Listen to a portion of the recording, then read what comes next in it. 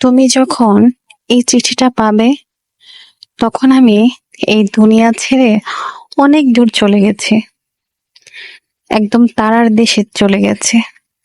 প্রতিদিন রাত্রেবেলা আকাশের দিকে তাকিয়ে থাকতাম, আর যখন এই তারাগুলো তাকিয়ে তাকিয়ে দেখতাম তখন ইচ্ছা হতো আমি যেন এই তারাগুলোর মতোই হয়ে যাই। আজকে আমি সেই আশাটাই পূর্ণ করে দিয়েছি। বিয়ের অনেকটা বছর কেটে গেছে, অনেক বেশি মন খারাপ লাগে। মাঝে মাঝে নিজের স্বামীর কথা খুব বেশি মনে হয়। বিয়ের পর একটা মেয়ের জীবনে তার বাবা মার পর স্বামী কিন্তু অনেক বেশি আপন থাকে, এবং তার সঙ্গতা একজন নারী মানুষ খুব বেশি চায়। আমি রূপা, রূপার মতো হয়তো বা খুব বেশি দামি হব না, কিন্তু মনটা অনেক বেশি নয়। আজকে খুব বেশি নিঃসঙ্গ লাগছে, অনেক বেশি একা লাগছে। সারাদিন যেমন তেমন ব্যস্ততায় কাটিয়েছি, খুব একটা খারাপ লাগেনি। কিন্তু যখন থেকে আমার ব্যস্ততা কমে গেছে তখন থেকে খারাপ লাগাটা খুব বেশি তৈরি হওয়া শুরু করেছে। তাই ছাদের দিকে চলে গেলাম, আর বসে বসে আকাশের মেঘ দেখছি আর চাঁদগুলো দেখছি। চাঁদের দিকে তাকিয়ে তাকিয়ে ভাবছি এই চাঁদগুলোকে মেঘগুলো একদম ঢেকে দিচ্ছে। আজ মনে হয় আমার মতো চাঁদেরও মন খারাপ হয়েছে। নিজের মন ভালো থাকবে না বলে আশেপাশে সবকিছু রেখে মন ভালো থাকবে না। আমার স্বামী আজকে আসার কথা ছিল, আসলো না। অমন কেন পরিবর্তন হলো বুঝতে পারি না। দিন রাত কাটে আমার স্বামীর কথা ভেবে, অপেক্ষার প্রহর গুণ আমি হয়রান হয়েছি। তারপরও আমি কিন্তু থেমে থাকি না, আমার স্বামীর পথ চেয়ে থাকি। মাঝে মাঝে বলতে ইচ্ছে করে, আমি তো তোমার বউ, আমি তো অপেক্ষা করব তোমার জন্য। আমি ছাড়া তোমার জন্য আর কি অপেক্ষা করবে বল? কিন্তু তুমি আসি বলেও আসো না। কি দোষ আমার বলতে পার? আমার বুকের ভেতরটা যদি একবার দেখাতে পারতাম তাহলে বুঝতে আমার হৃদয়টা পুড়ে কতটা বেশি ছাই হয়ে গেছে।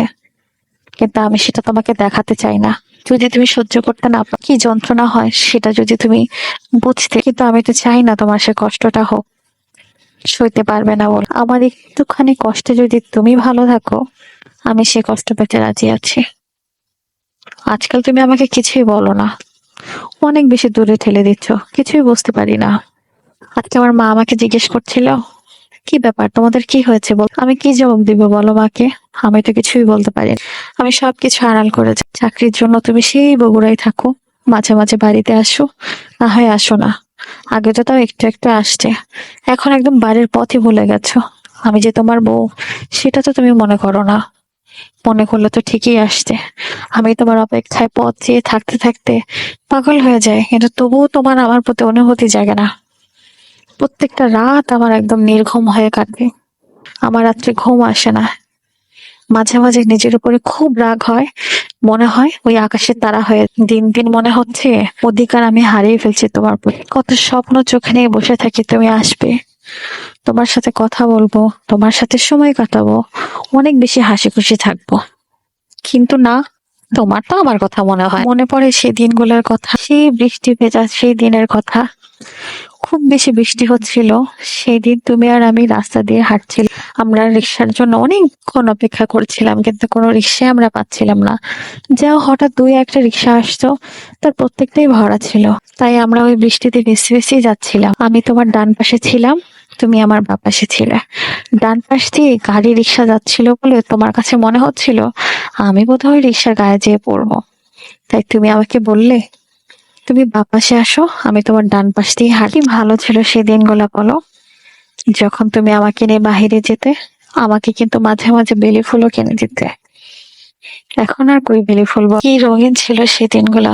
রিক্সায় ঘুরতাম, হাতে হাত রেখে গল্প করতাম, কত হাসি ঠাট্টা করতাম। আজ সব কিছু বদলে গেছে। ধৈর্য ধরতে ধরতে এখন নিজের প্রতি নিজেরই রাগ উঠে যায়। ধৈর্য আর ধরা হয় না। কেন এমন তুমি বলো তো? নিজের বউকে এরকম ভুলে যেয়ে কিভাবে থাকো? মাঝে মাঝে এরকম ভাবি আর অবাক লাগে, কেন তুমি এরকম তাই ভাবছি, যেহেতু তুমি আমার কথা মনেই করো, তোমার জীবন থেকে আমি যদি কখনো চলে যাই তাহলে তোমাকে সেটা মুক্তি দিয়েই যাব। আজ আমি খুব করে সেজেছি, কারণ আজ যে আমার স্বামীর আসার কথা। লাল টুকটুকে একটা শাড়ি পরেছি, হাতে লাল চুড়ি, লাল টিপ, ঠোঁটে লাল লিপস্টিকও লাগিয়েছি, আর চোখ মুখে একদম কাজল লাগিয়েছি। আমার স্বামী খুব পছন্দ করে। সারাদিন অপেক্ষা করলাম, দুপুরবেলা আসবে বলে দুপুরে অপেক্ষা করছি, কিন্তু দুপুরেও তো তোমার দেখা মিলল না। দুপুর গড়িয়ে বিকেল আসলো, তখনও আসলে না। সেই অপেক্ষা করতে করতে আর ভালো লাগে না, ফোন তো দাওই না। সন্ধ্যা হয়ে গেছে, তখনও তোমার আসার নাম নেই। আমিও আর কি অপেক্ষা করতে করতে আর দাঁড়িয়ে থাকতে পারলাম না। হুট করে আমার স্বামী আমার বাসায় চলে আসলো। আমার স্বামীর আশা দেখে আমার ননদ এবং আমার শাশুড়ি, শ্বশুর সবাই খুব খুশি এবং তাকে নিয়ে খুব বেশি ব্যস্ত। সবাই আমার স্বামীর কাছে গেল, কিন্তু আমি আমার স্বামীর সাথে দেখা করতে গেলাম, কারণ আমি তো খুব বেশি অভিমান করে আছি। আমার স্বামী আমার শাশুড়িকে জিজ্ঞেস করছে, মা, রূপা কোথায়? রূপাকে তো দেখতে পাচ্ছি না। আমার ননদকেও জিজ্ঞেস করলো। আমার ননদ তখন বলল, ভাবি তো একটু আগেও এখানে ছিল, কোথায় যে গেল, হয়তোবা ঘরে গিয়েছে। আমার স্বামী তখন আমার ননদকে বলছে, আচ্ছা ঠিক আছে, দেখে ঘরে আছে কিনা, যদি থাকে তাহলে আমার কথা বল। আমার ননদ ঘরে যে খুঁজতে লাগলো, সে পুরো বাড়িটা খুঁজলো, অথচ আমাকে খুঁজে পেল না। তখন আমার ননদ চিৎকার দিয়ে বলছে, মা, ভাবিকে তো কোথাও খুঁজে পাচ্ছি না। আমার শাশুড়ি বলছে, কি বলছিস, আসতে বল, তোর ভাইয়া আছে ঘরে, দেখ কোথাও আছে নাকি। এরকম শুনলে তো রাগারাগি করবে। আমার ননদ তখন বলছে, সব জায়গায় খুঁজেছি, কোথাও নাই। আমার শাশুড়ি বলে, আচ্ছা ঠিক আছে, চিন্তা করিস না, আমাদের ঘরের পেছনে যে পুকুরটা আছে সেই পুকুরে যা। আমাদের বাড়িটা হচ্ছে গ্রামের দিকে, আমার বাড়ির পাশেই একটা পুকুর ছিল। সেখানেই আমি প্রায় প্রায় বসতাম দেখে আমার শাশুড়ি আমার ননদকে বলল সেখান থেকে ঘুরে আসতে।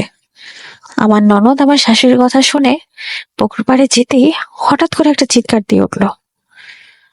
আর এই চিৎকার শুনে শাশুড়ি এবং শ্বশুর সবাই এগিয়ে গেল।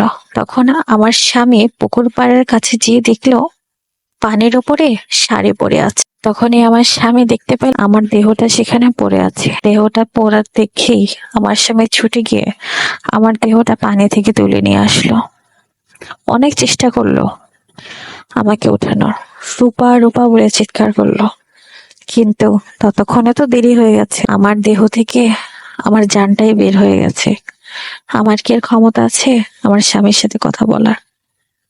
তখন আমার স্বামী বারবার আমাকে বলল, রূপা, কথা বলো। আমার ননদ সে গাছের ওখানে দেখতে পেল একটা সাদা রঙের কাগজ, সেখানেই লেখা ছিল, এবং আমি আমার স্বামীকে অনেক বেশি অভিমান করে লিখেছিলাম, তুমি যখন এই চিঠিটা পাবে তখন আমি এই দুনিয়া ছেড়ে অনেক দূর চলে গেছি।